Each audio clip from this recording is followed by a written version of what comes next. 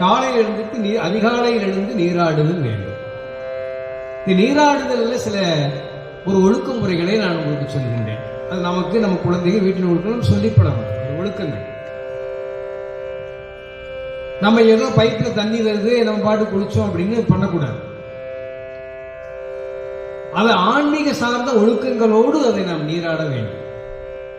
நம்ம பைப்பிலே தண்ணி வந்தாலும் அது நீர் வந்தாலும் ஒரு நம்ம வாளியில பிடிச்சு வச்சுக்கிறோம். அதில் என்ன பண்ணோம்னா நம்ம உயர்ந்த தீர்த்தங்கள் கங்கை, யமுனை, காவிரி, சரஸ்வதி இப்படி புனித தீர்த்தங்களுடைய பெயர்களை சொல்லி பாவித்து அந்த நீராகவே பாவிக்கணும்.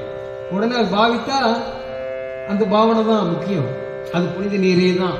இப்படி நாள்தோறும் நம்ம வீட்டில் நீராடும் போது கூட கங்கை, யமுனை, காவிரி தீர்த்தங்கள் எல்லாம் நம்ம மானசீகமாக அதை பாவித்து அப்படியே பஞ்சஸ்ரீ பஞ்சாட்சரங்களை ஓதி நீராடினா முன்வினை பாவம் நீங்கும். இது நாள்தோறும் செய்யும். இந்த உடம்பு சுத்திகரிக்கப்படுகிறது. இந்த உடம்பினால் செய்த பாவங்கள் நீங்கிறதுக்கான வழி இது பலகாலம் செய்யணும்.